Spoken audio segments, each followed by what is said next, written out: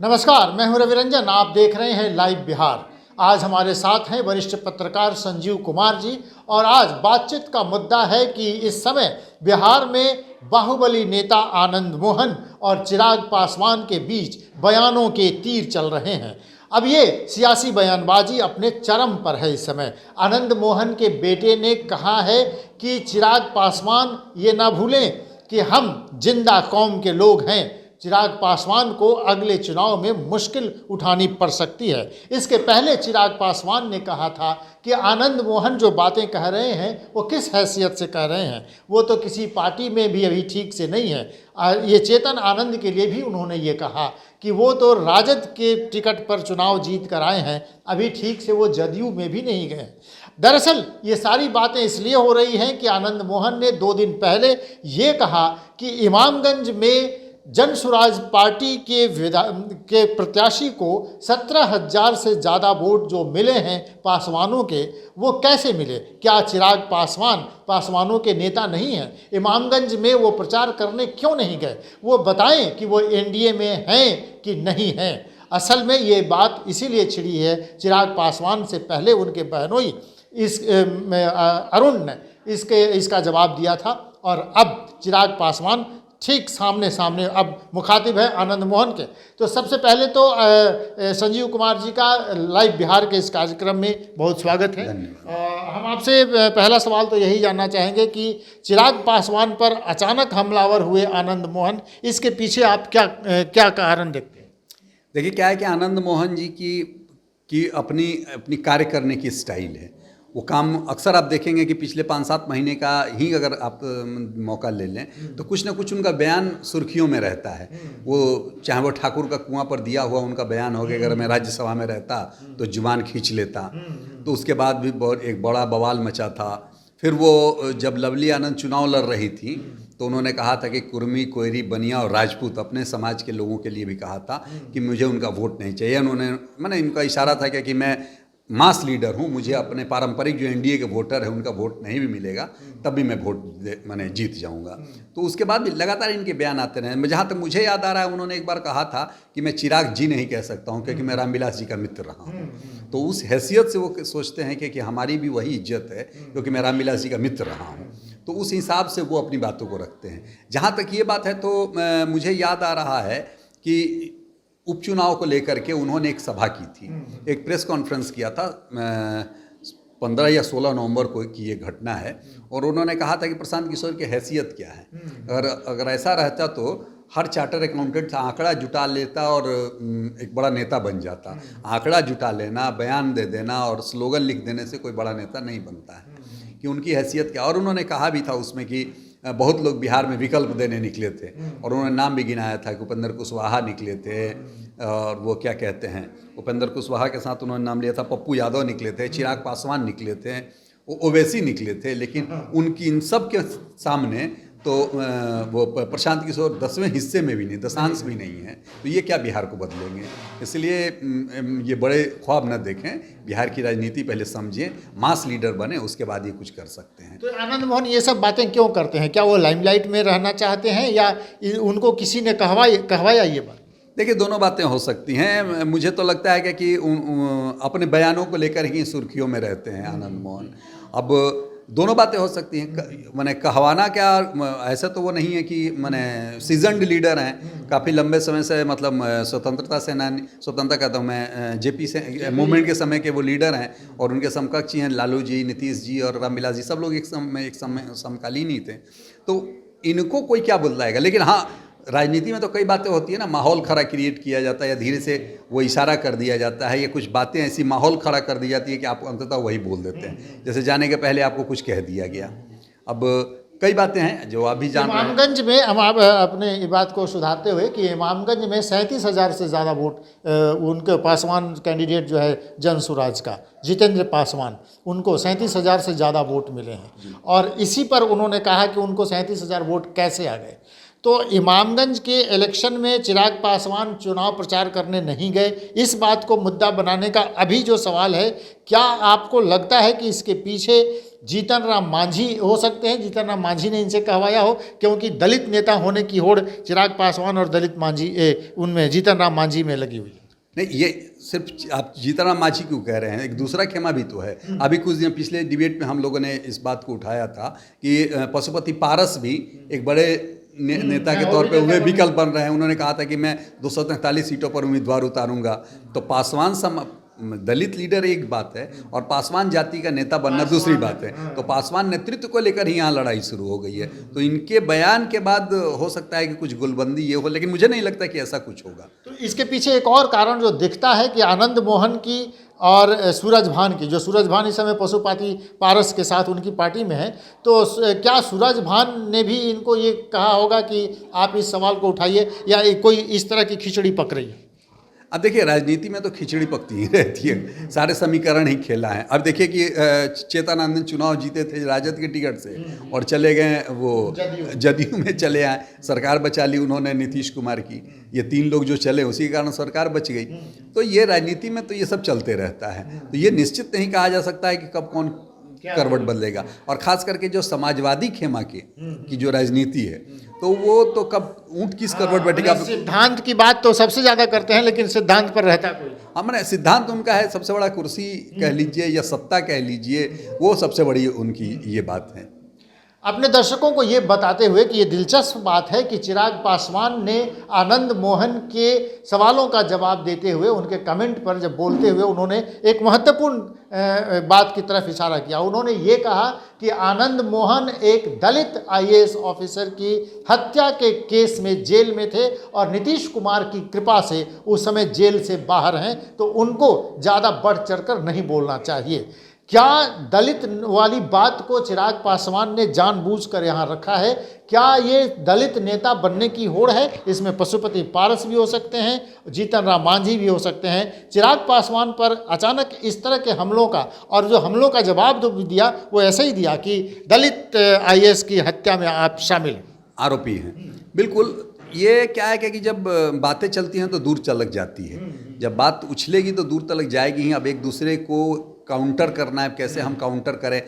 मुझे याद है कि अभी तो उन्होंने कहा कि मैं आज चेतनानंद ने भी कुछ कहा है। चेतनानंद ने कहा कि जिंदा कौम के लोग, हम जिंदा कौम के लोग हैं, ऐसा नहीं है। तो उसके पलटवार में चिराग पासवान ने कहा कि मैं उनको नोटिस नहीं लेता हूँ। तो ये सब तो राजनीति में चलते रहता है। इसके पीछे ये भी क्या हो सकता है कि नीतीश कुमार को एक बार ये था, उनको पूरी पार्टी ने आरोप लगाया था कि चिराग पासवान के चलते पिछले चुनाव में उनको जो कम कैंडिडेट वो उनके विधायक जीत कर आए, तो आरोप लगा चिराग पासवान पर। क्या नीतीश कुमार के दल को ये शक है कि चिराग पासवान फिर कोई इस तरह का कर सकते हैं, इसलिए इस बात को आनंद मोहन के जरिए उठाया गया? नहीं, मुझे नहीं लगता है कि आनंद मोहन के जरिए जदयू के माध्यम से ये बात उठाई गई होगी। कोई भी मौका ऐसा नहीं चूकते हैं आनंद मोहन जिसमें वो अपनी बात नहीं कह सकें। तो उन्हें वैक्यूम नहीं छोड़ते हैं, जहाँ मौका मिलता है वहाँ बात कह देते हैं। अब ये बात है कि राजनीति में इसके पीछे क्या क्या चल रहा है ये समझना हमें बड़ा ज़रूरी है। अब पशुपति पारस वाला प्रकरण हो सकता है, या फिर जीतन राम मांझी को लेकर के उनको अपने पक्ष में करने के लिए आनंद मोहन ने ऐसी बात कही हो, क्योंकि दुसाध के साथ साथ ये जो मुसहर कौम है वो भी बहुत बड़ी आबादी वो रखती है। तो ऐसा नहीं है कि सिर्फ एक ही मामला है। आनंद मोहन जो बातें कह रहे हैं तो उनको ये समझना चाहिए, या ये बातें चर्चा में हैं कि आनंद मोहन जिस जाति को बिलोंग करते हैं और जिस मतदाताओं के पक्ष में वो ज़्यादा बातें करते हैं, तो राजपूत वोटर्स जो हैं वो 3.45% ही हैं बिहार में जाति जनगणना के बाद जो बातें पता चली हैं, और पासवान वोटर 5.67%, मैंने उससे ज़्यादा कह सकते हैं। तो ये आनंद मोहन कहीं अपने आप को ही क्षति नहीं पहुंचा लें। वो अगर पासवानों के खिलाफ गोलबंदी करने लगेंगे और इस तरह की बातें करने लगेंगे तो पासवान वोटर नाराज होंगे। और ये बात तो तय है कि चिराग पासवान पासवानों के मान्य नेता। जी बिल्कुल, पासवानों के मान्य नेता, लेकिन एक बार ये भी देखना चाहिए कि प्रभुत्व उसकी कितनी है, उस जाति का प्रभुत्व कितना है। जैसे कि अब नीतीश कुमार की जाति कुर्मी कितने वोटर्स हैं, लेकिन आज वो बिहार के पिछले लगभग 20 वर्षों से नेता हैं। अब अगले साल 20 वर्ष हो जाएंगे, तो 20 साल से तो सर्वमान्य बिहार के नेता हैं। उसके पहले भी आप देखेंगे कि ब्राह्मणों की कितनी आबादी थी, लेकिन जगन्नाथ मिश्र रहे और कई बड़े नेता रहे हैं। भूमिहार जाति की कितनी आबादी थी, लेकिन श्री बाबू को लोग आज भी सम्मान देते हैं। जाति डोमिनेट कितना करती है, वो लीडर कितना डोमिनेट करता है, ये ज़्यादा महत्व का होता है। तो अब ये डोमिनेंसी की बात है कि पासवान जाति का लीडर चिराग पासवान रहेंगे या फिर पशुपति पारस।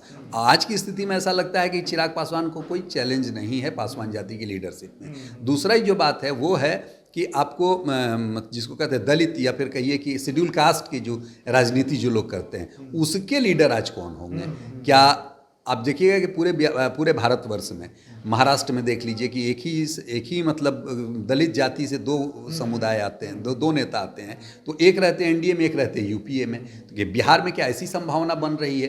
क्या बिहार में आने वाले समय में चिराग पासवान, जीतन राम मांझी सब एक साथ रहेंगे, अलग अलग होंगे? ये तो संभावनाओं का खेल है। संभावनाओं की बात है, लेकिन दलितों का नेता कौन होगा, इसकी होड़ तो जरूर मची है। चिराग पासवान पासवानों के माने दुसाध समाज के नेता हैं कि नहीं हैं, आनंद मोहन ने सवाल यही उठाया है। बिहार में चिराग पासवान जितनी तेजी से राजनीति में आगे बढ़ रहे हैं, अभी हाल ही में विधानसभा चुनाव जब झारखंड में हुए तो चिराग पासवान को एक सीट मिली और वो सीट वो जीत गए, जबकि पूरी एनडीए बुरी तरह से वहाँ पर हारी है, लेकिन चिराग पासवान जीत गए। नागालैंड में भी उनके उनके कैंडिडेट जो हैं वो जीत गए। तो चिराग पासवान बहुत तेज़ी से आगे बढ़ रहे हैं। एक ईर्ष्या है यहाँ के या युवा नेता चेतन आनंद भी आगे क्यों नहीं जा रहे हैं, ये ऐसा कोई आनंद मोहन के भीतर में कुछ नहीं, ऐसा तो मुझे नहीं लगता है, क्योंकि चिराग पासवान ने उस वैक्यूम को बढ़ाया जो रामविलास पासवान ने छोड़ा था।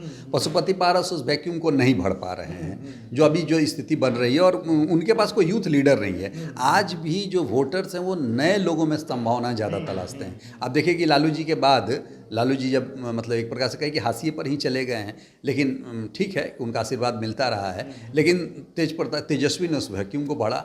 आज भी यादव समाज का जाति के जो लीडर हैं सबसे बड़े तेजस्वी ही हैं, उनके कहने पे वोट पोलराइज होता है, इधर उधर जाता है। पासवान समाज के भी वोट के भी जो वोटर है वो चिराग के कहने पे वोट शिफ्टिंग हो सकती है। अब तक हम लोगों ने ये जो अनुभव किया है, और चिराग ने मौके का फ़ायदा उठाते हुए धीरे धीरे पूरे भारत में अपना पांव पसारना शुरू कर दिया है। बिहार में भी मुझे लगता है कि उनको अभी तक मुझे नहीं लग रहा है कि पासवान जाति में कोई उनको चैलेंज दे पा रहा है। दूसरी बात कि उनको यूथ पसंद करता है, मैंने दूसरे किसी भी जाति के, मैंने खाली पासवान ही नहीं, मैंने अक्रॉस दी कास्ट उनकी अच्छी फॉलोइंग है। आप देखिएगा कि एक से एक अच्छे दूसरे जाति के भी लोग हैं, उनके जो सलाहकार हैं वो ब्राह्मण हैं। तो ऐसे कई लोग हैं। जब आप देखिए कि जब चिराग निकलते हैं तो युवाओं की टोली उनके साथ चलती है। तेजस्वी के साथ भी ये बात है। तो ऐसा नहीं है कि सिर्फ वो पासवान जाति के ही लीडर, पासवान जाति के लीडर तो हैं ही हैं, साथ ही साथ युवाओं की भी पसंद के रूप में उभर रहे हैं। दूसरी बात कि उन्होंने जो बिहार फर्स्ट का जो मसला उठाया है, तो उनके भीतर एक विजन लग रहा है कि चिराग के पास एक विजन है बिहार को आगे ले जाने का। जी बिल्कुल बिल्कुल बिल्कुल। ये क्या है ना कि अभी कोई जो राष्ट्रीय दल है वो बिहार को लेकर के बहुत चिंतित दिख नहीं रही है। बिहार को लेकर के ठीक है कि कुछ काम हो रहे हैं, अच्छे काम हो रहे हैं, तो देश के विकास के साथ साथ बिहार का भी विकास हो रहा है, लेकिन बिहार का कुछ अलग हट करके विकास हो रहा है, बिहार सेंट्रिक विकास हो रहा है, ऐसा कुछ अभी तक तो नहीं दिख रहा है। तो अगर आपको एक कमेंट करना होगा कि चिराग पासवान पर अचानक आनंद मोहन हमलावर हुए हैं और एक ऐसा सवाल उठाया है जिसकी चर्चा पहले से भी हो रही है कि आखिर चिराग पासवान इमामगंज क्यों नहीं गए। उन्होंने चुनाव प्रचार नहीं किया, हालांकि जीतन राम मांझी ने उनसे अनुरोध भी किया था। आपको इसके पीछे क्या लगता है? अब मुझे लगता है कि एनडीए की बैठक में ये विषय उठना चाहिए कि आखिर मामला क्या है और क्या कारण है। कुछ ही दिनों में पता भी चल जाएगा कि आखिर क्यों नहीं गए। ये भी हो सकता है कि वहाँ पासवान लीडरशिप का चैलेंज होगा कि अगर आप आएंगे तो फिर बाकी जगह हम आपको बताएंगे कि यहाँ अगर आप वोट मांगने आएंगे और हमारा पासवान कैंडिडेट है, तो यहाँ पर अगर आप वोट मांगने आएंगे तो बाकी जगह पर भी इनको अपने वोटरों को कटने का डर होगा, इस कारण भी नहीं जा सकते हैं। ये भी हो सकता है। तो आनंद मोहन किस हैसियत से ये सवाल खड़ा कर रहे हैं? आनंद मोहन तो मैंने कहा ना कि बयान तो देते ही रहते हैं, बयान देते रहे। अभी कुछ दिन पहले उन्होंने कहा था ना कि जब चुनाव समाप्त हुए थे लोकसभा के, कि बिहार को ही रेल मंत्रालय मिलना चाहिए। फिर चंद्रशेखर को, पूर्व प्रधानमंत्री जो थे चंद्रशेखर जी, उनको कहा कि भारत रत्न उनको कब तक पहले ही मिल जाना चाहिए था। तो हर महीने कुछ ना कुछ उनको देखिए कुछ ऐसा बयान रहता है जो सुर्खियों में रहता है। और किसी भी लीडर के लिए वो कहा जाता है ना कि एडोर मी, फिल्म में भी है और पॉलिटिशियन में है, adore me, Abor me, but I request you don't ignore me. तो कभी कोई इग्नोरेंस नहीं चाहता, वो चाहता है कि हमेशा सुर्खियों में रहे। तो आनंद मोहन भी राजनीतिज्ञ हैं, सधे सधाए राजनीतिज्ञ हैं, और जानते हैं कि बयानों में रह कर के ही लोग मार्केट मतलब पॉपुलर हो सकता है।